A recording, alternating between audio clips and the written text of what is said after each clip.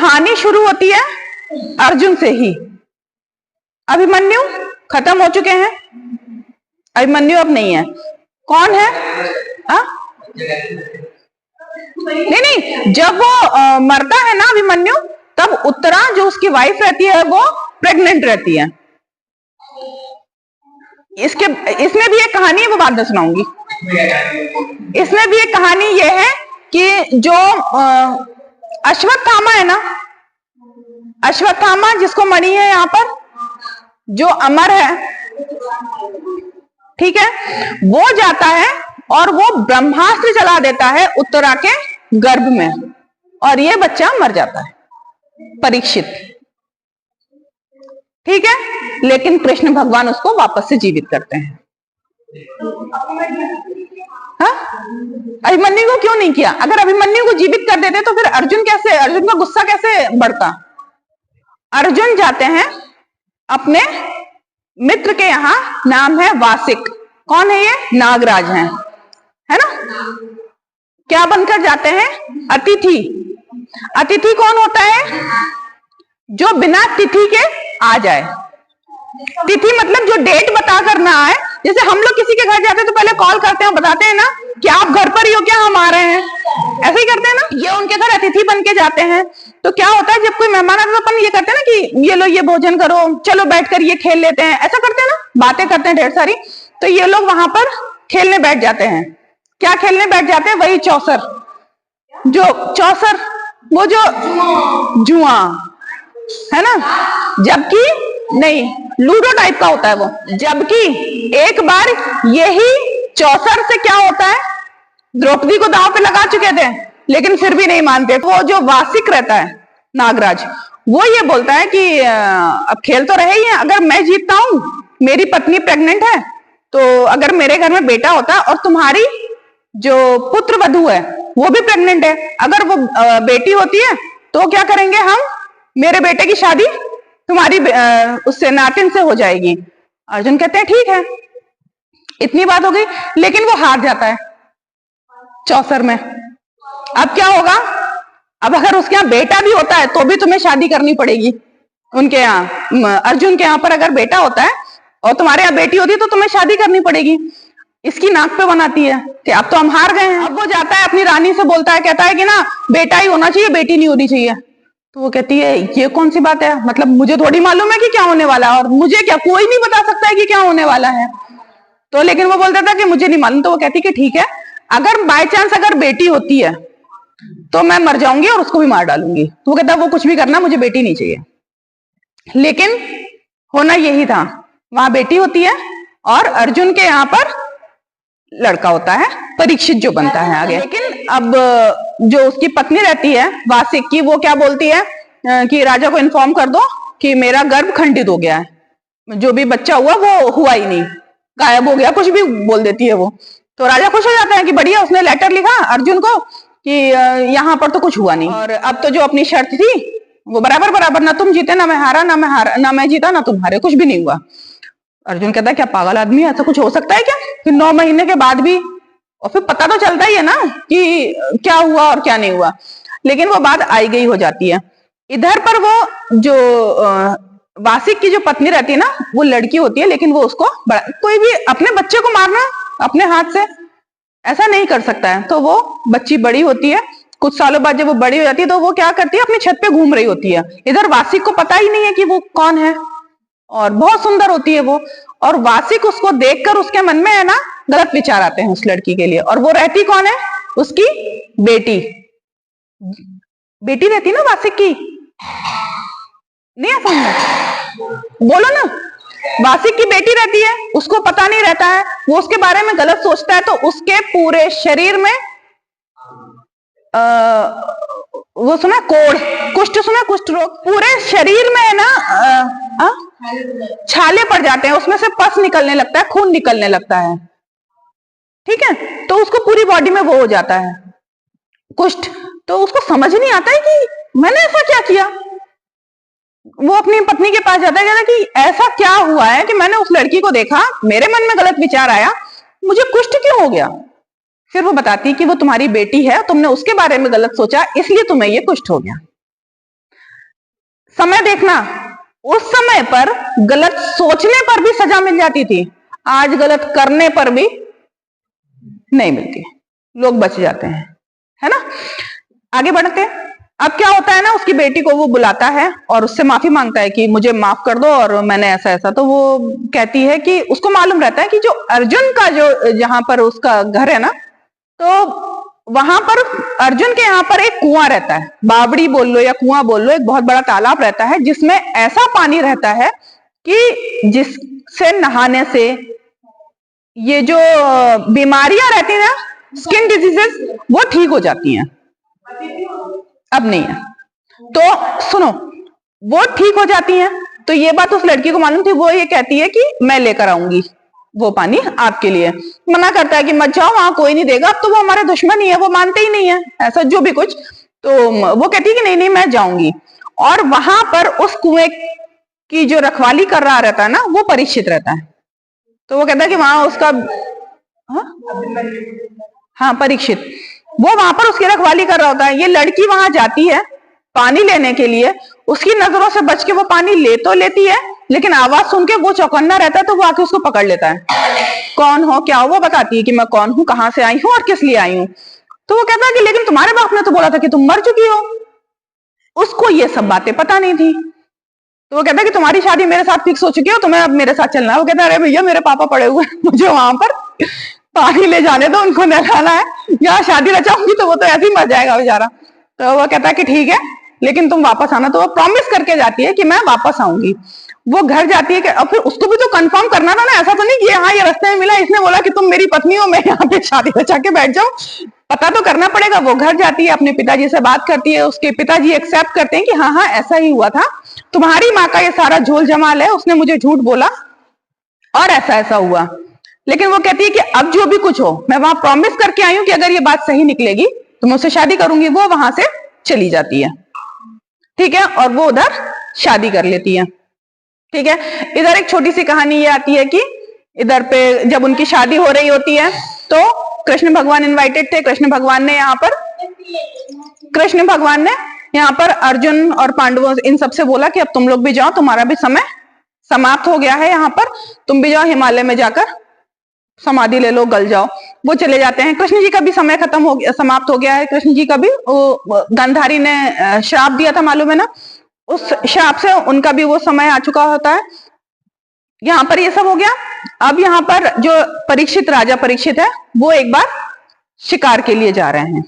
शिकार के लिए जाते हैं, वहां पर उनको एक गाय और एक बैल, गाय इतनी परेशान रहती है कि उससे चलते भी नहीं बनता है, उसकी जीभ बाहर रहती है और मुंह से झाग निकल रहा होता है। देख के वो परेशान हो जाते हैं क्योंकि गौ माता कौन है, पूजनीय है, हम तो उनकी पूजा करते हैं। पीछे से बैल आ रहा होता है, उसकी भी टांगे टूटी होती है, कमर टूटी होती है, और वो भी परेशान होके इनके पास आते हैं। और पीछे वो एक आदमी को देखते हैं कि एक काला आदमी हाथ में डंडा, मूसल बोलते हैं, उसको लेके और मारते हुए इनको ला रहा है। तो अब गाय और बैल आते हैं और उनसे बताते हैं कि हम लोग बहुत परेशान हैं, आपके राज्य में तो हम बहुत सुखी हैं, लेकिन अब हमारा समय जो है ना वो बहुत खराब आने वाला है। वो बोलते हैं ऐसा क्या होने वाला है। तो बताते हैं कि ये जो है ना, ये हमको, जो गाय है वो माता पृथ्वी है, ध्यान से सुनना, जो गाय है वो माता पृथ्वी है, और जो बैल है वो धर्म को डिनोट कर रहा है यहाँ पर। और ये जो पीछे मार रहा है ना हमको, ये काला आदमी, ये कलयुग है। कलयुग में माता पृथ्वी की और धर्म की, गौवंश की दुर्दशा होने वाली है, ठीक है। ये सुन के वो ये बोलता है कि हम आपके राज्य में तो हम सब बहुत सुखी हैं, लेकिन अब ये समय आने वाला है। तो वो राजा परीक्षित सोचते हैं मैं जाकर अभी इसको अभी के अभी खत्म कर देता हूं, ठीक है। वो जाते हैं और वो कलयुग को मारने वाले होते हैं। तो कलयुग हाथ जोड़ता है और कहता है कि मुझे मारने से पहले मेरी एक बार बात तो सुनो। वो उसकी बात सुनते हैं, कहते हैं इन्होंने तो जो मेरी बैड क्वालिटीज है वो तो बता दी, लेकिन मुझ में कुछ अच्छाइयां भी तो होंगी। हर इंसान में, हर चीज में कुछ अच्छाई, मोबाइल में कुछ अच्छाइयां तो कुछ बुराइयां भी हैं, टीवी में कुछ अच्छाइयां हैं, कुछ बुराइयां भी हैं, किताब में कुछ अच्छाइयां हैं तो कुछ बुराइयां भी हैं। वैसे ही अब वो क्या करता है, अपनी अच्छाइयां बताता है। क्या कि पहले के जमाने में क्या होता था, या अभी क्या होता है कि जब लोग सालों साल तपस्या करते हैं, तब भगवान के दर्शन होते हैं, तब वो अपनी इच्छा बताते हैं और उनकी इच्छा पूरी होती है। ऐसी होता है। कलयुग में क्या होगा ना, केवल भगवान का भजन करने से, भगवान का नाम लेने से लोगों को मुक्ति मिल जाएगी, उनका कल्याण हो जाएगा। सही चीज है, क्योंकि सबके आज टाइम कहाँ है कि आज तो हम फिर भी पता है, आज तो हम फिर भी भजन कर रहे हैं, मंदिरों में जा रहे हैं, राम का नाम ले रहे हैं। अभी भी कुछ लोग ऐसे हैं जो राम का नाम नहीं लेते, मना कर देते हैं, नहीं भैया हमें नहीं लेना। जय श्री राम को JSR बोलते हैं, लेकिन राम नहीं बोलेंगे। तो ऐसे लोगों की दुर्दशा पक्की है। अभी ये टाइम कम है, अभी तो ये टाइम और बढ़ेगा, कोई राम का नाम भी नहीं लिया करेगा। तो इसलिए इसको इतना इजी बना दिया कि जो राम का नाम लेगा ना वो तर जाएगा। ठीक है। दूसरी क्वालिटी गिनवाता है कि पहले क्या होता था, बुरा सोचने पर पाप लग जाता था। अभी उसने बुरा सोचा था ना अपनी बेटी के बारे में, अपनी बेटी, तो पहले बुरा सोचने पर पाप लग जाएगा, आगे बुरा करने पर पाप लगेगा। पाप लगता है, उसका दंड मिले नहीं मिले। बेटियों के साथ अत्याचार होंगे, गौवंश की हत्या होगी, साधुओं की हत्या, मतलब साधुओं के साथ में गलत हुआ करेगा। ये सारी कलयुग की बुराइयां हैं, लेकिन ये कुछ उसने अच्छाइयां बताई कलयुग ने। तो राजा परीक्षित क्या बोलते हैं, ठीक है जाओ, लेकिन इनके ऊपर कृपा करो, गौवंश को, बेटियों को और पंडितों को, ब्राह्मणों को, इनको तुम छोड़ दो। तो कहते फिर मैं जाऊं कहां, कहां जाऊं, कहां होगी बुराई। तब वो गिनवाते हैं। अब बुराइयां सुनो। वो बोलते हैं जहां जहां जुआ खेला जाता है वहां जाकर तुम वास करो। जुआ गलत चीज है, फिर भी लोग खेलते हैं। कलयुग बोलता है, जहां राजा परीक्षित बोलते हैं जहां जहां जुआ खेला जाता है वहां वहां जाकर तुम वास करो। जहां जहां शराब पी जाती है, शराब का सेवन होता है, वहां वहां जाकर तुम वास करो। जहां जहां झूठी गप लगाई जाती है, झूठ बोलते हैं लोग, एक पे एक दे रहे हैं तो बड़ी बड़ी फेंकते हैं, वहां जाकर तुम वास करो। जिस घर में भगवान का नाम नहीं लिया जाएगा तुम वहां जाकर वास करो। ठीक है, ये जगह बता दी। एक जगह और बताई, कहां पर, जहां पर सोना हो, कंचन, गोल्ड, वहां पर तुम वास करो। ठीक है, इतना समझ में आ गया। तो राजा ने क्या किया हुआ था, सोने का मुकुट पहना हुआ था। कलयुग क्या करता है, उसमें चला जाता है। अब दिमाग क्या हो गया, भंट हो गया है ना। राजा जा रहे होते हैं, परीक्षित जा रहा होता है, तो रास्ते में लोमस ऋषि का आश्रम पड़ता है। ऋषि क्या कर रहे होते हैं, तपस्या कर रहे होते हैं। अब सिर पे क्या कलयुग सवार है, उनको लगता है कि इसने ना मुझे देखकर मेरी बेइज्जती करी है, आंखें बंद कर ली हैं, है ना, मैं राजा हूं। वो उनको और कुछ तो नहीं मिलता है कि पास की झाड़ियों में एक सांप मरा पड़ा हुआ था, वो उनके गले में डाल देता है। ठीक है। और लोमस ऋषि के बेटे श्रृंगी आते हैं और वो उसको श्राप दे देते हैं परीक्षित को कि आज से 8वें दिन या अब तुम्हें सांप ही डसेगा, अब तुम तब मरोगे। ठीक है। वो घर आते हैं, परेशान रहते हैं कि अब तो मरना ही है, श्राप मिला है, अब मैं इन 7 दिनों को कैसे यूज करूं, 8वें दिन तो मरना है। तो उनको सलाह मिलती है कि आप भागवत सुन लो 7 दिन, कृष्ण जी की लीलाएं और कृष्ण जी के बारे में सुन लो। इससे अच्छी बात क्या होगी कि अंतिम 7 दिनों में आपने केवल भक्ति करी। तो वो भागवत सुनते हैं, सामने परीक्षित रहते हैं, इसलिए भागवत में परीक्षित बन के बैठा जाता है। ठीक है, ये बात आगे समझ में। 7 दिन वो करते हैं, हालांकि उनकी जो पत्नी रहती है ना वो बहुत प्रयास करती है, क्योंकि अच्छा इधर जो वासिक रहता है ना, वासिक जिसकी बेटी थी, यहाँ परीक्षित से शादी हुई थी, वो वासिक बोलता है कि क्योंकि मेरी बेटी ने मेरी मर्जी के बिना शादी की है, जब तक उसके पति को मार नहीं दोगे, वो आदमी अनवांटेड है ना हमारी लाइफ में, उसको मार नहीं दोगे मैं चैन की नींद नहीं सोऊंगा। तो वो अपने यहाँ पे लोगों को आदेश देता है कि जाकर मार कर आओ। अब वहां पे जितने सांप होते हैं वो सब इसको मारने के लिए घूम रहे होते हैं। इसकी बेटी भी अब है तो वही, तो वो सब क्या करती है कि जो उसका किला रहता है, महल रहता है, उसमें दूध भर भर के रख देती है, मटकों में, कटोरियों में, जगह जगह। सांप आते हैं, दूध पीते हैं, लौट जाते हैं। क्योंकि पहले पहले क्या होना तो अभी भी चाहिए, जिसका कहते हैं ना जिसका नमक खाया है उससे, जिसका खाना खा लिया है ना, जिसने भोजन करा दिया, तो वो ईमानदार रहते हैं, तो वो उसको मारते नहीं है, वापस आ जाते हैं। इसके बाद में वो जिम्मेदारी लेता है वासिक का बेटा। वासिक का बेटा इसका क्या हुआ, परीक्षित का साला। वासिक का बेटा तक्षक बोलता है कि मैं डसूंगा जाकर उसको। ठीक है, तक्षक आता है 8वें दिन, हालांकि वो मना करती है कि अब आज कल 8वां दिन है, अब तो कैसे भी मालूम तो रहता ही है, तो वो बोलती कि आप नीचे मत उतरना। ये जाता है, इसको कहीं पर एक फूल पड़ा हुआ मिल जाता है, सुंदर लगता है, तो आ गई है तो जाना ही है, तो वो फूल उठाकर ले आता है और सोता है तो अपनी छाती पे रख लेता है, पास में रख के लेट जाता है। वो फूल तक्षक अपना रूप लेता है, वो फूल जो था ना वो तक्षक ही था, और वो तक्षक उसको नाक पे डस लेता और वो मर जाता है। एक छोटी सी कहानी और सुनो इसी में, कि अब वो जो रहती ना लड़की, उस लड़की को ये मालूम था कि जो धन्वंतर जी हैं वो सांपों का जहर खत्म कर देते हैं, तो वो उनको बुला लेती है। वो आ रहे होते हैं रास्ते में, तो तक्षक रहता है ना जिसने भी डसा है, वो जाता है उनसे मिलता है, तो वो कहता कहाँ जा रहे हो, कहता कि परीक्षित को देखने जा रहे हैं। उन्होंने कहा कि उसको तो मालूम है उसको किसने डसा है। ये किसने डसा है, किसी सांप ने। कहता वो मैंने डसा है, और मेरा जहर इतना खतरनाक है कि मैं अगर फूंक मार दूं तो ये जितने हरे भरे जंगल है ना वो जल जाएं, इतना जहर है मेरे उसमें। तो कहते करके बताओ, तो वो कर देता है। तो उन्होंने कहा तुम्हें मेरी शक्ति मालूम है, मैं इनको एक बार नजर भर के देख लूंगा ना तो ये वापस हरे भरे हो जाएंगे। और वो ऐसा करते हैं, वो देखते हैं तो वो वापस हरा भरा हो जाता है। तक्षक टेंशन में आ जाता है कि अब क्या होगा, ये तो जाकर उसको जिंदा कर देगा। अब तक्षक क्या करता है ना, एक सुंदर सा कपड़ा बन जाता है, एक कोड़ा बोल लो, कुछ भी बोल लो, एक तो जब धनवंतर जी जा रहे होते हैं तो क्या करते हैं कि उस कपड़े को उठाते हैं। उनको इतना अच्छा लगा कि उन्होंने उठाकर अपने पीठ पे उसको डाल लिया, गले में डाल लिया, वो सांप बन गया, वही तक्षक। और तक्षक ने उनकी पीठ पे डस लिया।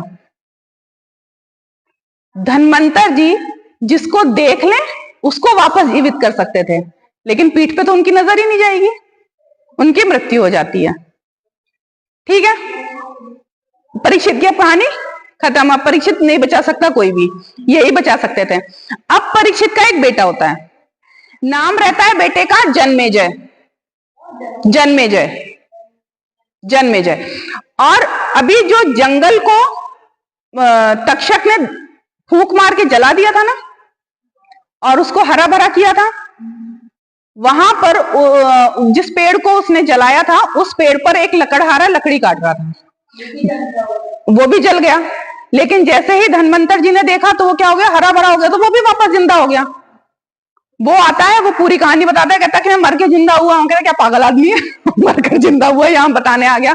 तो वो पूरी कहानी बताता है कि वहां पर आकर उसने बताया कि मैंने परीक्षित को डसा है तक्षक ने, आपके मामा ने। मामाओं की कहानी बड़ी टिपिकल है। कंस, माहिल, माहिल मामा को जानते हो, किसी दिन और बता देंगे, और शकुनी, और यहाँ तक्षक, बाहुबली चलो सुनो, हाँ बेटा सुनो सुनो सुनो, कहाँ पहुंचे थे अपन। हाँ, अब ये जन्मेजय क्या करते हैं ना, उनको समझ में आता है कि हमारे मामा ने हमारे पापा को मरवाया है, तो कहते कि पूरे अब हम हवन करेंगे, और इसमें आहुति किसकी देंगे, हवन सामग्री की नहीं, सांपों की। अपने एक बात बोली जाती है कि दूध भी पिलाते हैं परंपरा हमारी नित्य, किंतु नाग यज्ञ का विधान नहीं भूले हैं। हम दूध पिलाते हैं नाग पंचमी पे, लेकिन हमने नाग यज्ञ भी किया हुआ है। अब दुनिया भर के जितने भी सांप होते हैं वो आह्वान करते हैं तो आ जाते हैं ना, वो सब वो आते हैं, वो उठा के वो हवन में झोंक रहा होता है वो सांपों को। अब तक्षक को मालूम था हमारा तो काल आ गया। तक्षक क्या करता है, जाकर इंद्र के सिंहासन में लिपट जाता है। अब इंद्र का सिंहासन हिलने लगता है। इंद्र कहता है भैया मुझे तो छोड़ दो नहीं मैं नहीं जा रहा, मार डालेगा, वो जला देगा, भस्म कर देगा। तो इंद्र क्या करते हैं, ब्राह्मण का रूप लेकर आते हैं और कहते हैं कि आप हवन कर रहे हो, ब्राह्मण को दक्षिणा दो। क्या चाहिए है, जब उसने बताया कि मुझे तक्षक की जिंदगी चाहिए, कहते अच्छा तुम इंद्र हो फिर लेकिन वो कहते कि ठीक है मैं उसकी जिंदगी देता हूं, आप उसको भेजो। वो तक्षक आता है, उसका जो जहर होता है ना वो जहर खत्म कर देता है, कौन? जन्मेजय बेटा। और यहां पर ये कहानी खत्म होती है।